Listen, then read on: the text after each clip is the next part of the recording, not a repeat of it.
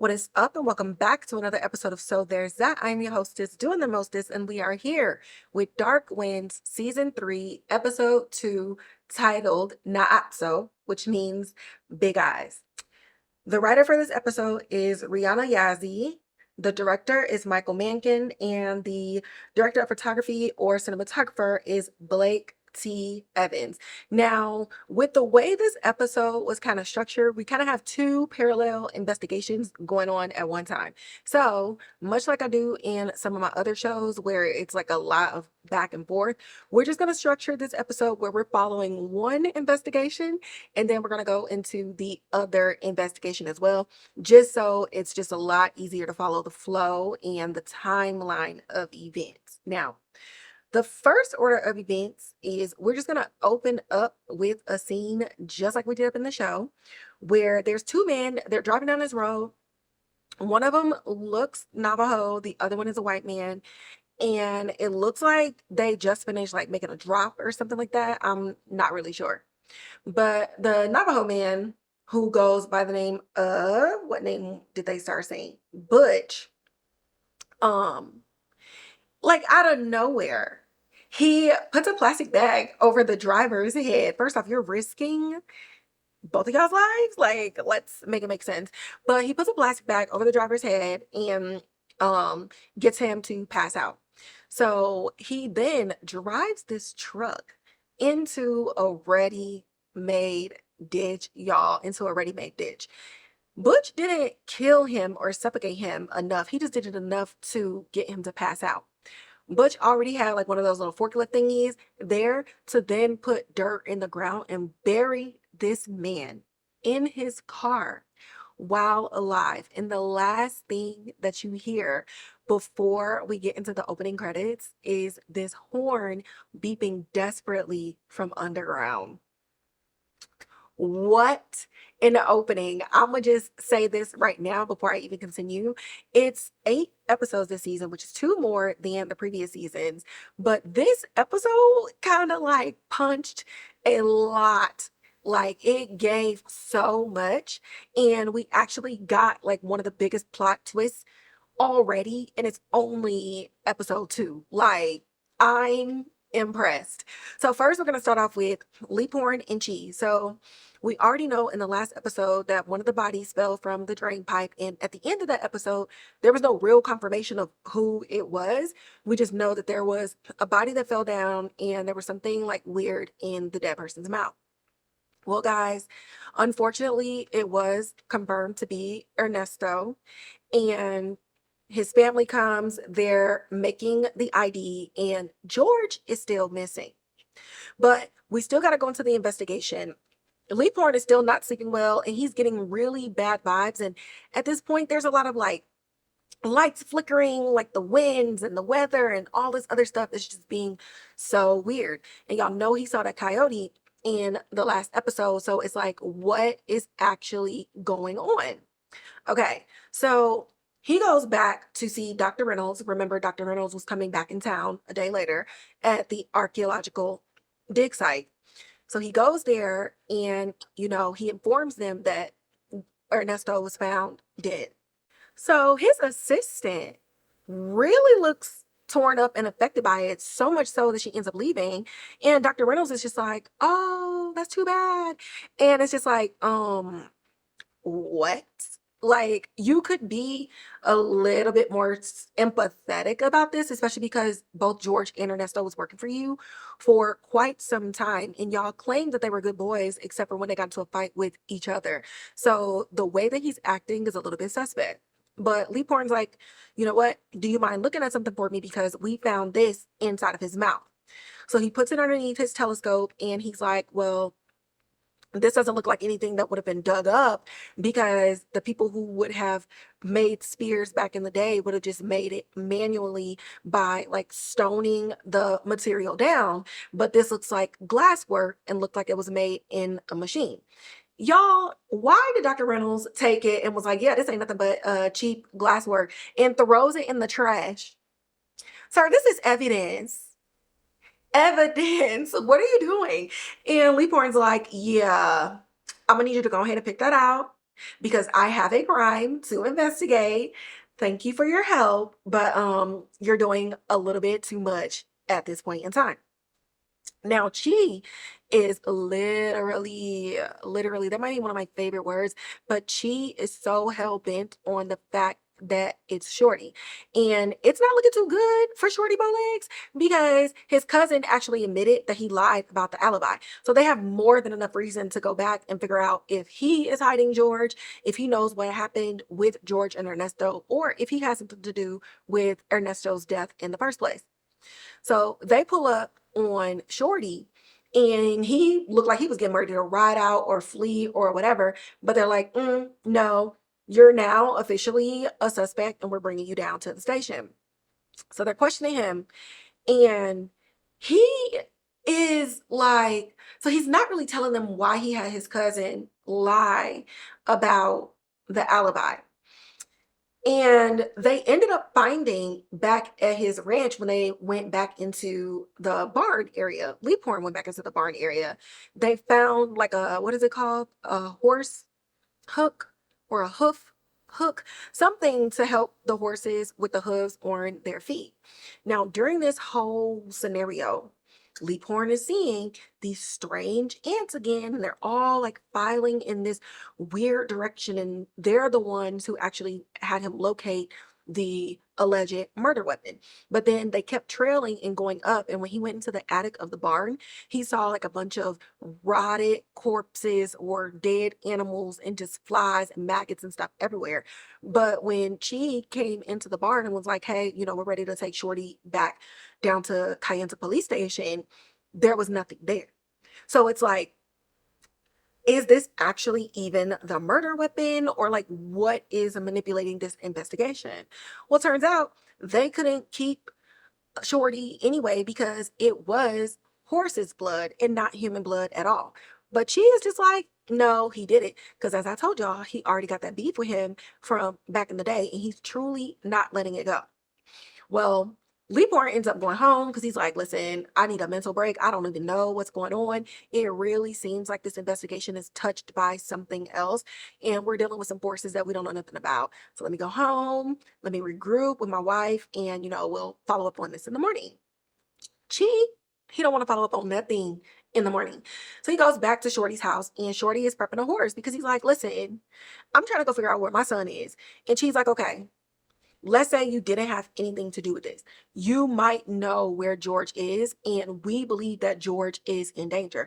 We don't think George actually killed Ernesto, but if you keep battling us and having this beef with the police, and even, with me, and Shorty's like, you're the one that's beefing with me, bro, and you're letting your anger about me and about our childhood get in the way of my son, and I'm not going to let you do that. So they come to a little bit of an impasse, and she's like, all right, I'm gonna call Leaphorn and get him to come back out, and we will all go and find your son together. So let's just set this aside for the sake of George. So that's when Shorty concedes, and he's like, okay, I think he's up at one of the cabins that I own. They don't use it that often, but he's like, I think this is where he would go. So they all go out there on horseback, which the horses are so beautiful. I cannot wait to get me a horse. And just traveling across these plains, like it was just so much faster to go by horse than by car. And I'm just like, dang, I could literally just be going by horse through like parks and stuff like that instead of like the road. But I don't know, maybe I would get a ticket. But anyway, intrusive thoughts was just taking over. So they go to the cabin, and she goes around back, and Leaphorn tells Shorty, go inside, we don't want to scare him off. And so Shorty's like, cool, I'm going to go in there and make sure everything is good. So he knows, like, you're not in trouble. We're not here to do anything with you. We just want to take you home. So Shorty goes inside of the cabin, and Leaphorn is just standing outside. The thunder is rolling in a little bit more. The weather is not looking great at all. When he hears Shorty like getting attacked or something happening, so Leaphorn ends up going inside, and Shorty is knocked out on the ground. He's still breathing, but we can't really see to the extent of like what his injuries and stuff are. And just when Leaphorn is getting ready to make his rounds to try to figure out like who's in here, was it George? Was it somebody else? That whole like Dementor Skeletor face demon ends up showing up and rocks Leaphorn into the wall. By the time Chee gets in there and figure out like what is all this commotion, what is all this noise, he sees Leaphorn against the wall and against some of like the old wood, and he has a gash across his forearm. And he just tells Chee like it's happening, like it's happening. While all of this stuff is going down, Bernie, as y'all already know, she works for Border Patrol. Now, they told her ass to leave well enough alone. Did she? No. And one thing that really annoys me about Bernie is even when she's following her gut, she don't let nobody else in on her plans. So she's always finding herself somewhere where she could potentially get hurt and get killed and get buried, and nobody will ever know what was going on because she never brings anybody in. And this is also annoying to me too because I don't, it's just giving what it was in season one, where she's going off and being rogue. And it's just like, nobody's necessarily doubting your police skills. But like, what are you doing this for? Do you want a cookie? Do you want a medal? Do you want some accolades? Like, you're allowing your passion to make you make very foolish and rookie decisions when that is not who you are. So you need to do better than that. But does she? No. She's staking out Spencer Ranch. So that little paper that the girl drew in the last one, it was an SR and it was kind of like squiggly or whatever, but she ended up finding it was Spencer Ranch, and the girl drew the symbol basically indicating that's where she was kept. Now remember, they couldn't speak any English, so the girl was speaking Spanish and the mom was speaking Mixtec. And so she's taking them out, she's taking them out, taking some pictures, etc., etc., when an antelope is getting ready to charge and kill her ass. But then, out of nowhere, Mr. Spencer, okay, himself, the boss man himself, ends up shooting the antelope, and he's like, what's up? Like, do you want to get closer? I'm not really sure what's going on here. You could have just asked if you wanted to view the ranch. So he takes her down, and, she's talking to him, just kind of asking questions to kind of probe in the direction, but leading with the fact that she believes a van that was involved in a crime is located at this ranch. They end up opening the shed, and there is a white van in there, but it's different license plate than the ones that she remembers. So she's like, yeah, this is definitely the van, and y'all switch these plates. So like, what's going on? And Spencer's like, I don't even know what you're talking about. So-and-so just came back with this van today. Like, it is what it is. So she's like, open up the back. So Spencer's like, okay. So they open up the back, and it just looks like a regular old ranch stuff, when she ends up seeing like another isolated shed off into the distance. And Spencer tells her that's where they collect like the gases from whatever it is that they do and kind of hold it in one space so that they can ethically dispose of it, because if you are inhaling it, you end up dying in like some excruciating way. So she's like, okay, cool. I'll leave. But she leaves, and she's still suspicious, as she should be. But should you be doing this by yourself? No, girl. Well, she goes back to work, and her colleague ends up getting a phone call from none other than the Spencer Ranch. This man got his money and his influence in so many different things. So her coworkers is like, girl, you really think that the man who has the biggest ranch around here is running some human trafficking and drug ring and we don't know about it? And I just thought this was such a stupid ass question, because cops, y'all don't know about everything, and sometimes y'all be in on it. Like, this was a really dumb question, but I definitely understand that her concern was like, don't go up against this man. He literally funds like 1/3 of all of the programs and stuff that we have here, to include this Border Patrol department. So the boss man ends up calling her to the office, and he put her on way station duty because he's like, girl, I literally told you to leave this shit alone and you don't listen. So she ends up having a moment where she goes out to a bar, and she's with another male coworker who's been hitting on her literally since last episode. And she's still not over Chee, but she's trying. She's giving herself the space and the time and the distance to be able to explore something new. So she's just kind of venting to him about it. And she was like, okay, well, what do I do? Because I still believe that they're trafficking people. And he's like, girl, take these numbers document it, and that's it. So she's like, y'all don't inspect any of the stuff on the inside. And he was like, you don't want to go there. That ain't what we doing. This is a cake job. Weigh these trucks and keep it moving. Do you think she listened? No. So she is the sole police agent at the weigh station for Border Patrol. Ain't nobody else out there. It's dark as hell at night. Here comes a truck pulling through. She goes outside. She gets the weight. She gets the credentials and the information of the driver. Now, he looking a little suspect and he looking a little nervous, okay? A little nervioso. And she sees that there's somebody else in the passenger seat. So she's like, okay, I see you have another driver. Go ahead and give me their information too. Y'all, when she pulled out that wallet, why was it the man who buried old boy at the very beginning of this episode? Yo, so obviously I'm staring at the TV and I'm like, Molly, you in danger, girl, because here you go inspecting this truck when they told you not to. So she has both men exit the vehicle. Now, the driver is just kind of like standing off to the side, just looking a little nervous, but he looked like he's trying to stay calm. But old Butch here is following her path as she's walking to the back of the rig. And she's looking at him and picking up those vibes, and he's looking at her like, don't make me have to kill you. But there's no real proof and no real evidence, right? So she she climbs up the ladder at the back and she opens up the port and she sees that it's nothing but oil in there or whatever. And she climbs down and she's like, okay, y'all are good to go. But before they end up getting back in the car, the driver hurry up and get back in. He's like, you know what? Have a good night, ma'am. You know, I bid you adieu. And Butch here is looking at her like, I got to keep my eye on you. But the thing about Bernie is she's looking at him just the same. So there's that. Season 3, episode 2 of Dark Winds, Naa'tsoh, aka Big Eyes. Now, so far I haven't seen a big monster and I haven't really seen big eyes, but I'm really, really interested in the titles of the episodes leading up to what's going to happen at the finale. So it's insane to me that we have a huge connection between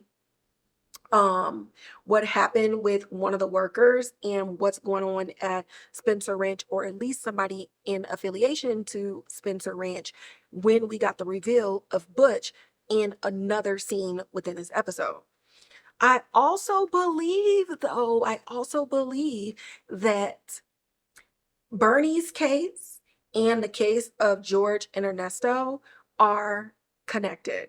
I don't know how, but I believe that they are connected. And I believe the connection lies with Dr. Reynolds and whatever it is that they're digging up.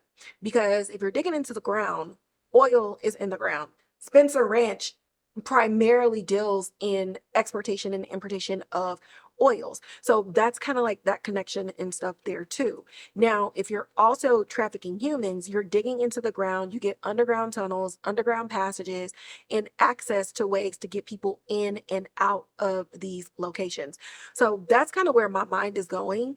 While I would love things to still stay parallel and separate, because having a Border Patrol Dark Wind spinoff will be great, I feel like this episode showed me, at least, that we are merging these paths to like a vector point and they will collide. What does this Dementor have to do with trafficking these humans? I don't know. But hopefully in episode 3, we find out. But we already know that when we have series where there are 8 episodes, literally you get the most information between episode 2, 5, and 7 before you get to the finale, where the finale just kind of like lays out the whole thing. So 2 definitely did what it was supposed to do. I feel like episodes 3 and 4 are going to be like some fillers, going to be some background information. Maybe we go back into the past a little bit more to get into Butch's life or the creation of like Spencer Ranch and how he became big. I don't know, but I think this will be a good place to do that. And even a good place for Leaphorn to talk to his wife Emma about this demon thing that he's been seeing, and maybe we can get some history on like some of the indigenous spirits and stuff that haunts them, because I would love to know like what this spirit is, especially with the end of the episode, him saying like it's here. Like, what is here? Who is here? You know what I'm saying? But with that, we're going to wrap up this episode. As always, like, share, subscribe, hit the notification bell, leave comments and your theories in the comments box below. For your people who only like to listen, make sure you share that Spotify link as well as the Apple Podcast link. You can also follow me on Instagram at So There's That Podcast, where I'm posting so many things, as well as TikTok and Twitter at Kiowa. Now let me get up off of here before I have to put my hands on this dog whining in the background. All right, guys. No pets were really hard, but he really is getting on my nerves, so I gotta go. Bye.